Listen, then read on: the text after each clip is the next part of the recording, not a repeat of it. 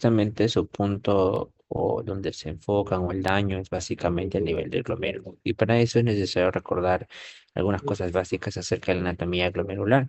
Ustedes deben recordar que el glomérulo pues, es básicamente una formación de vello capilar, el cual está revestido por una serie de células que van de índole desde visceral hasta parietal.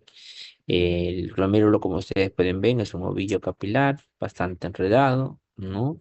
Que tiene orificios muy pequeños y con permeabilidad muy restricta, porque los espacios interendotelios son muy pequeños, ¿no? Pero además, este endotelio capilar está revestido en gran medida, casi un 80%, por una membrana que acá podemos ver de color verde, a la cual le vamos a llamar la membrana basal glomerular y que finalmente está revestido por fuera por una célula o por varias células de índole visceral que se llama el podocito, ¿no? Este podocito que es una célula súper especializada que tiene una serie de prolongaciones tipo pies, a los cuales vamos a llamar pedicelos, y que interdigitan entre uno y otro, ¿no? Formando lo que son los procesos pedicelarios o procesos podocitarios y que en microscopía electrónica, como podemos ver acá, está formado por las fenestras del endotelio, la membrana basal glomerular, ¿no? Y los procesos podocitarios de nuestro podocito, ¿no? Sin embargo, a pesar de ello, existe un pequeño espacio entre podocito y podocito, o pedicelo y pedicelo, al cual le vamos a llamar el diafragma podocitario. ¿No? Esa es otra imagen un poco más esquemática donde podemos ver que el glomérulo es un ovillo capilar. En el centro está formado por lo que son las células mesangiales. Está revestido por fuera casi un 80-70% por la superficie de la membrana basal glomerular y revestido por fuera también por nuestras células viscerales, en este caso hoy conocido como los podocitos. Todo esto termina finalmente encerrado por una cápsula que se llama la cápsula de Bowman y que finalmente tiene un polo urinario en el cual es el drenaje del contenido de la cápsula de Bowman hacia lo que se resta de lo que es la nefrona. Sin embargo, parte de hablar de la nefrona es importante tener cuáles son los elementos de la nefrona. Entonces, hasta ahora, los elementos básicos que conocimos eran básicamente el endotelio, la membrana basal y el diafragma positario. Sin embargo, en la actualidad, las componentes de la membrana basal glomerular son básicamente cinco, ¿no? El primero corresponde a uno que es el glucocálix, ¿no? El glucocálix es una serie de moléculas que tienen de índole de carga negativa, ¿no? Y que esta carga negativa es muy importante porque lo que hace es repeler a todas aquellas sustancias que también tengan cargas negativas, es decir, básicamente las proteínas. El segundo componente es el mismo endotelio capilar, ¿no? El mismo endotelio capilar es parte de lo que corresponde a los componentes de la membrana basal, de la barrera glomerular. El tercer componente es la membrana basal, ¿no? La membrana basal glomerular. Y esta membrana basal glomerular, como ustedes saben, tiene una parte electronegativa que está llena de estas moléculas que se llaman heparansulfato y que tienen carga negativa también y que por lo tanto van a promover la repulsión de toda molécula de carga negativa.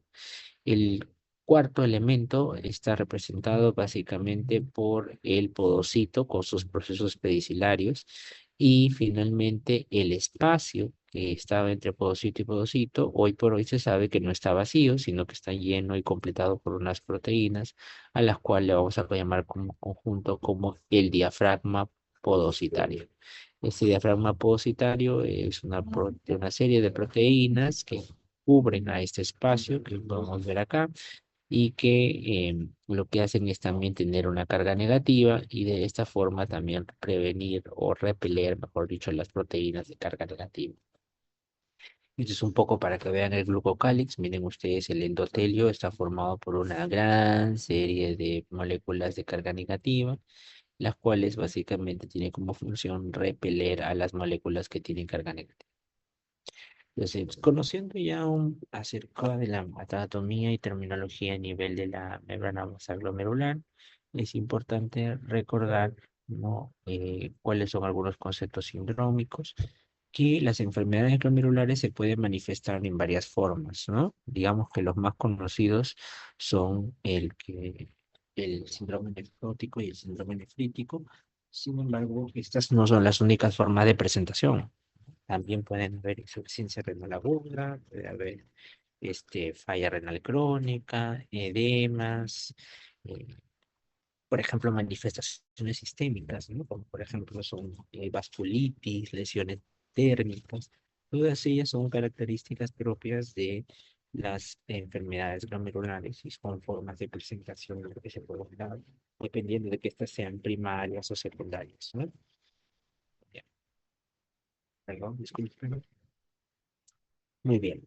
Entonces, las formas de presentación varían ampliamente y esto depende de la zona glomerular de la que se encuentra dañada, ¿no? La zona glomerular de la que se encuentra dañada. Muy bien. Entonces, miren, las enfermedades glomerulares deben ser primarias o secundarias. Las primarias van a ser aquellas que básicamente lesionan solo al riñón, mientras que las secundarias son aquellas enfermedades que vienen de una enfermedad sistémica de fondo, ¿no? Por ejemplo, vasculitis, diabetes. Y estas pueden generar daño en el podocito, no pueden generar daño en el espacio por debajo del endotelio, por ejemplo, subendotelialmente, o por debajo de del podocito, lo cual se llama subepitelial, ¿no? O puede ser intramembranoso, o sea, generar daño a nivel de la misma membrana, o inclusive generar daño a nivel del mesangio, es decir, ser intramesangial o mesangial mismo. Y las formas de presentación son básicamente dos grandes síndromes, que son el síndrome nefrótico y el síndrome nefrítico. Síndrome nefrótico, como ustedes bien saben, se caracteriza por un edema marcado, pero sobre todo por la pérdida de proteinuria o la proteinuria masiva, ¿no? Entonces, mientras que el síndrome nefrítico se caracteriza básicamente de la inflamación del glomérulo y por lo tanto lo típico no solo es la proteinuria, sino también la hematuria, ¿no?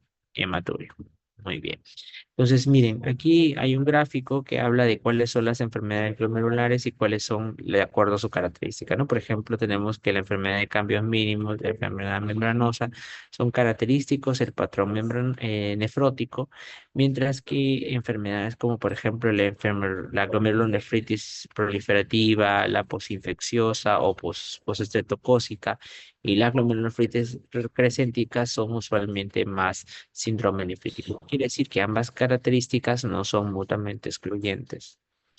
Acá tenemos un poquito de la característica de la proteinuria. La proteinuria normal puede llegar a ser a 150 miligramos por día. Y cuando tenemos proteinurias severas que se asocian a hipoalbuminemia, y esto es muy importante porque esto es un signo que sí o sí tiene que estar presente para definirlo como tal, existe el síndrome nefrótico. Entonces, el síndrome nefrótico es producto de una pérdida de más de 3,5 gramos de proteínas al día pero que genera hipoalbuminemia. Y es esta hipoalbuminemia la que produce finalmente las manifestaciones clínicas del síndrome nefrótico, llámese la hiperlipidemia, la lipiduria, el edema, ¿no? La hipercoagulabilidad, ¿no? Y el riesgo de infecciones, etcétera, ¿no?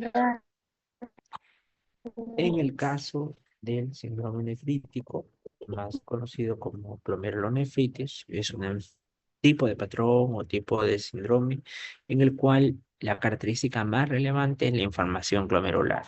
Y aquí lo típico es un aumento de la permeabilidad de la barrera glomerular, lo que permite la fuga no solo de proteínas, sino también de células, ¿no? Entonces, y estas células incluyen a los hematíes, ¿no? Y a los leucocitos.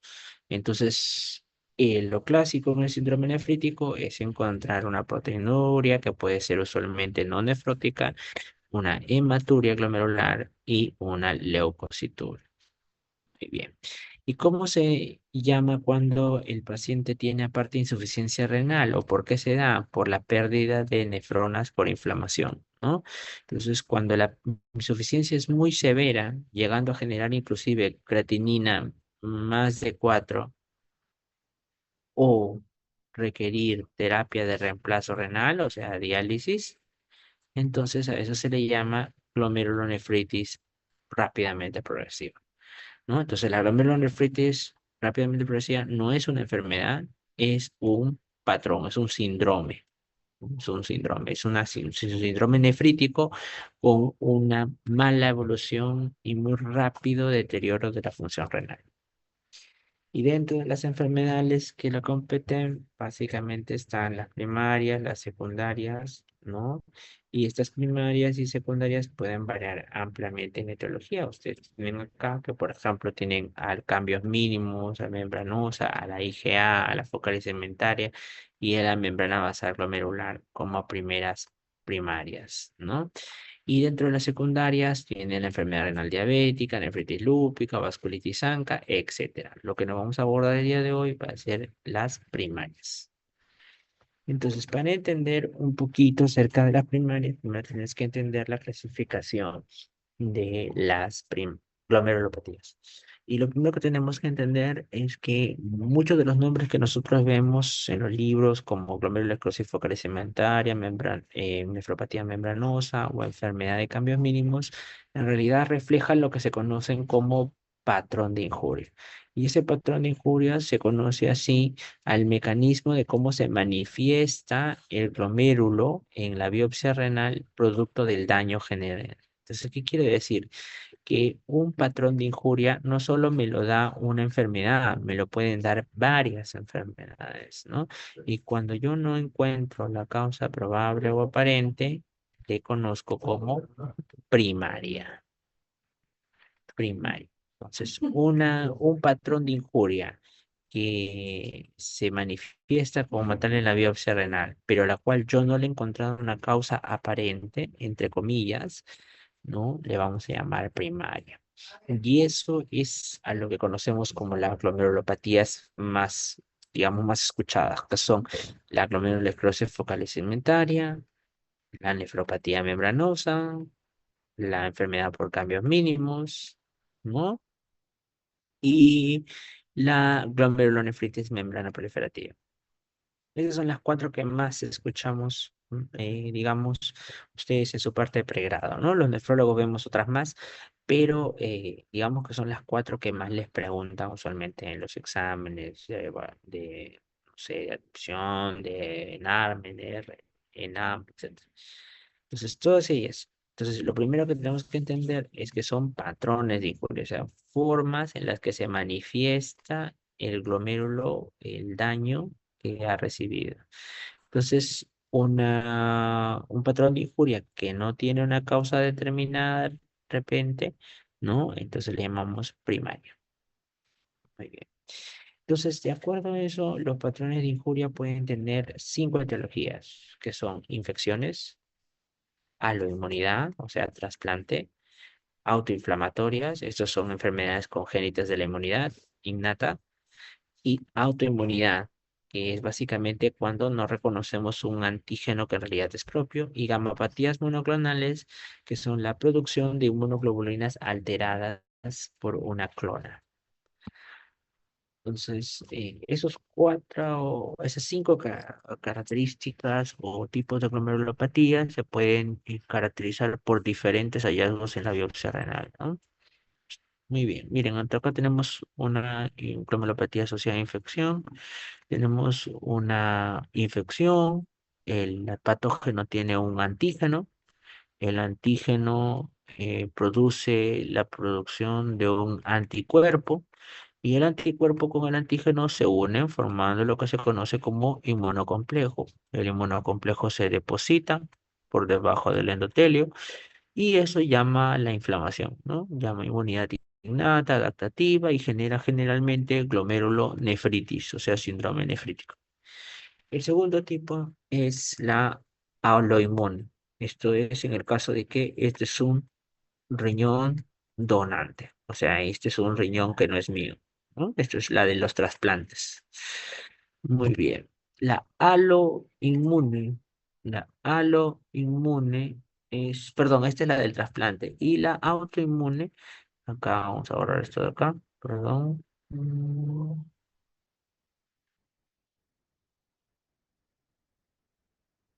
Ya. La aloinmune, la perdón, la autoinmune es cuando yo tengo un antígeno, pero ese antígeno no es producto de una infección, o sea, no es una bacteria, ni es un virus, sino es una molécula propia, mía, ¿no? Propia. Es decir, un autoantígeno, ¿no? Un autoantígeno. Y yo le creo anticuerpos. Y también, igual, crean inmunocomplejos, se depositan y generalmente provocan glomerulonefritis. La tercera es la aloinmune. Esta sí es la del riñón donante. No el riñón donante, este es del trasplante renal. Esto no es, vamos a abordar mucho. La autoinflamatoria, que son productos, y esto es importante, inborn errors, o sea, congénitos. Congénitos de la inmunidad innata que favorecen la mayor desarrollo de esta inmunidad sobre el riñón. Y finalmente, la gamapatía monoclonal, que es cuando yo tengo una inmunoglobulina producida por una clona celular preneoplásica, ¿no? Por ejemplo, ahí está mieloma múltiple, ¿no? El M-Gauss, ¿no? Que han visto en hematología, la gamapatía monoclonal es significado incierto, donde estas cadenas ligeras de inmunoglobulinas alteradas se depositan en el riñón y generan una glomerulopatía. Entonces, dentro de estas tenemos a las enfermedades por cambios mínimos. Hemos dicho que ese es un patrón de injuria. ¿De qué se caracteriza la enfermedad de cambios mínimos? Se llama cambios mínimos justamente porque cuando uno ve el glomérulo en la biopsia renal es prácticamente normal, no tiene nada. Pero cuando lo vemos más detenidamente a nivel de la microscopía electrónica, ¿no? A nivel de la microscopía electrónica, acá deberíamos ver, ¿no? Perdón, ver, acá deberíamos ver, ¿no? Acá deberíamos ver que entre podocito y podocito debería haber un pedicelo. Y sin embargo, miren, ¿eh? Muy bien, acá, y sin embargo, ustedes pueden ver acá cómo prácticamente se ha borrado el espacio entre pedicelo y pedicelo. O sea, parece como si fuera un gran pedicelo grande, ¿no? En todo. Entonces, es debido a esta pérdida de esa conformación de los pedicelos, la razón por la cual, miren ustedes, la albúmina sale rápidamente y libremente. Entonces, es por eso que hay una pérdida masiva de proteínas, pero sobre todo de la proteína plasmática más esencial, es de la albúmina, ¿no? De la albúmina. Entonces, como no se ve prácticamente ningún cambio en la microscopía óptica, es que le llamamos enfermedad de cambios mínimos. Sin embargo, como ya les dije, la enfermedad de cambios mínimos no solo puede, es solamente un patrón de injuria, o sea, cómo se manifiesta. Puede ser secundaria, sí, mira, puede ser secundaria a virales, parásitos, AINES, sales de plata, sales de oro, ¿no? Litio, interferón, ampicilina, rifampicina, tioprina, linfomas, tumores sólidos, alergias, ¿no? O inclusive el mismo lupus eritematoso sistémico se puede manifestar como tal. Entonces, todas estas causas pueden producir enfermedad por cambios mínimos y cuando uno no le encuentra la causa, se llama primaria. Y esa primaria se cree que aparentemente podría haber alguna molécula que vamos a conocer como factor de permeabilidad aumentado que produce el linfocito T y que este factor de permeabilidad actúa sobre mi podocito, sobre un receptor que no se sabe cuál es y que altera su arquitectura y que hace que se pierda así y tenga ese borramiento. Esa se llama enfermedad de cambios mínimos primaria y es por eso que nosotros le damos tratamiento a esta enfermedad, por ejemplo, con corticoides. ¿Cómo se manifiesta? Con la pérdida de proteínas.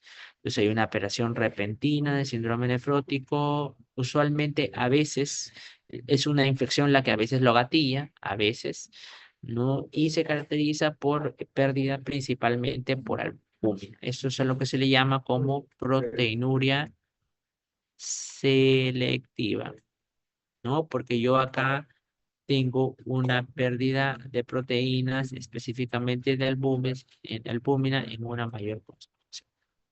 ¿Bien? Listo. El tratamiento es para la primaria, corticoides, ¿no? Y a veces podemos ir con otros medicamentos ya más agresivos. Y el tratamiento no inmunosupresor, bajar sodio, manejar con YKR2 y el manejo de las complicaciones como de los edemas.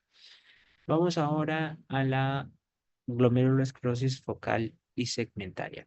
La glomerulosclerosis focal y segmentaria, repito otra vez, es un patrón de injuria, es una lesión secundaria a cualquiera de las causas que hemos visto, ¿no? Infección, autoinmunidad, inflamatoria o M-Gauss. Entonces, ese patrón de injuria se llama glomerulosclerosis focal y segmentaria, porque yo tengo que menos del 50% de mi glomérulo,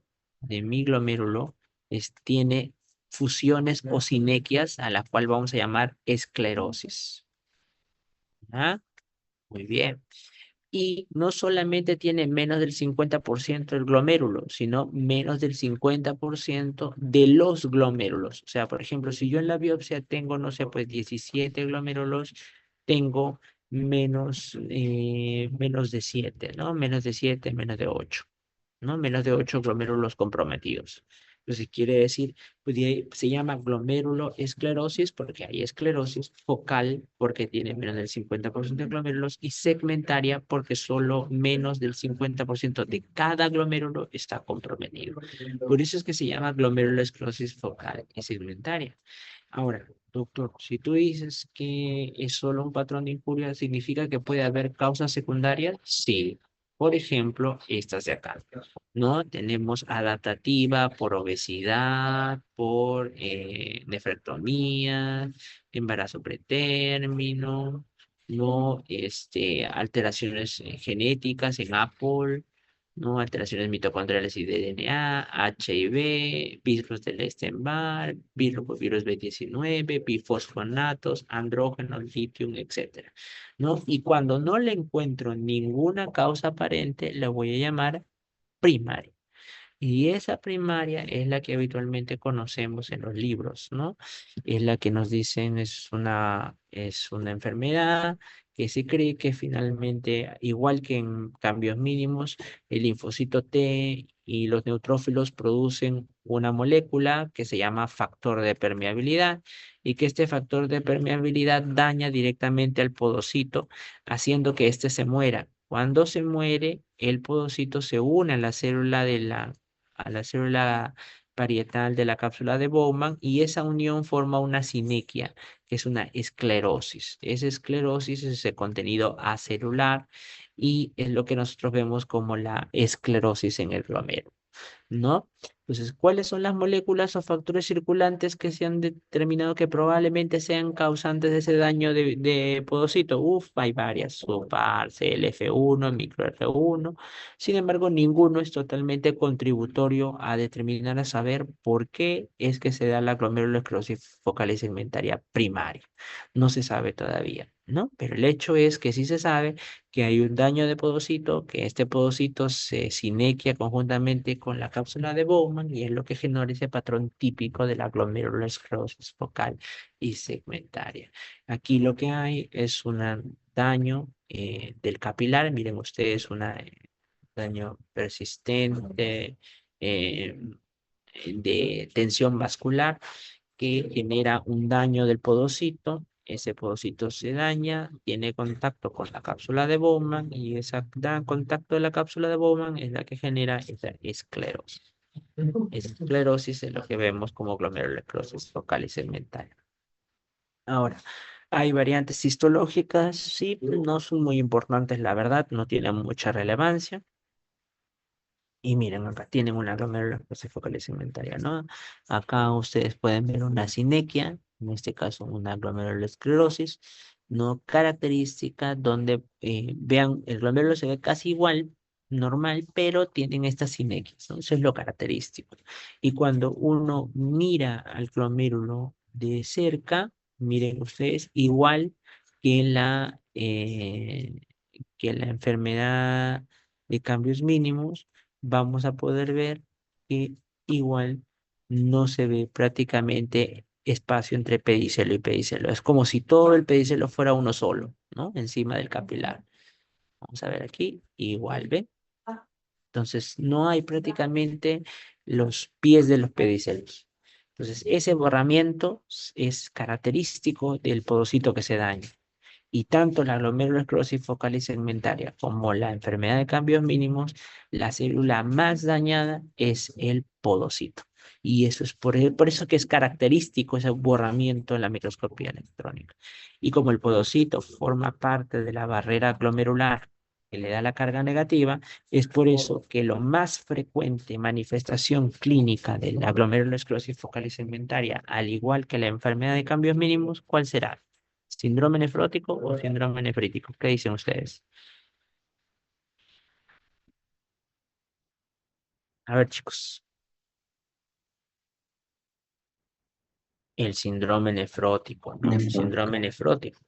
Es la característica en bandera de la glomerulosclerosis focal y segmentaria primaria, ¿no? Un paciente con proteinurias excesivas, más de 3,5, albúmina baja, lipiduria, edema, hiperlipidemia, ¿no? Y eh, edemas que pueden llegar a ser considerablemente severos. ¿Cuál es el tratamiento de la glomerulosclerosis focal y segmentaria primaria? Bueno, si hemos dicho que lo que se cree es que el linfocito T es el productor de este factor de aumento de permeabilidad podocitario que daña al podocito y al citoesqueleto, entonces el tratamiento es corticoide, ¿no? Otra vez prednisona, ¿no? Se da durante unas 16 semanas, al igual que las otras medidas farmacológicas que incluyen dieta baja en sodio, IECA-YARA2, el manejo de las complicaciones de edema, la hipercoagulabilidad y la dislipidemia, y si es secundaria, darle manejo a la causa. Luego está lo que se conoce como la nefropatía membranosa. La nefropatía membranosa igual es un patrón de injuria, ¿no? Que puede estar asociado a diferentes cosas. Por ejemplo, uno de ellos ya lo hemos visto, que es el lupus, ¿no? El lupus. Ustedes han visto en reumato que este mismo patrón de injuria lo puede producir el lupus. ¿Por qué? Porque, repito, nefropatía membranosa es solo un patrón de injuria, ¿no? Asociado a drogas, a post-trasplante, enfermedades sickle cells, ¿no? Infecciones, neoplasias, diferentes etiologías pueden dar estas glomerulopatías, ¿no? Infecciones, drogas, inmunológicos, post-trasplante, etcétera. Y cuando uno no le encuentra la causa aparente, le llamamos igual primaria, ¿no? Sin embargo, esto de primaria en realidad ya está quedando en desuso porque hoy por hoy todos los casos que llamamos como primaria, es decir, aquella que no se sabía supuestamente la causa, ya sabemos que el problema es que tenemos un antígeno que se llama PLA2R, o sea, receptor de la fosfolipasa A2, y nosotros desarrollamos una respuesta de autoinmunidad. Creamos anticuerpos contra este antígeno que ya vive en nuestro podocito y es por eso que se forma un inmunocomplejo por debajo del endotelio y por debajo del podocito. O sea, es subepitelial o endotelial. Epitelial, ¿no? Subepitelial. Entonces, este inmunocomplejo subepitelial hace que se active anticuerpos, se active complemento y llama pues a la lesión por linfocitos. Sin embargo, aquí en realidad, como este de acá está muy lejos de la circulación, entonces realmente el inmunocomplejo genera un daño local más que llamar inflamación. Entonces, ese daño local genera un deterioro de la membrana basal que como respuesta, la membrana basal comienza a engrosarse para tratar de responder mejor, ¿no? Miren, el podocito también se daña, por eso se va esfacelando, ¿no? Y poco a poco la respuesta es encerrar al inmunocomplejo. Pero para encerrarlo tiene que formar nueva membrana basal y hace que se engrose.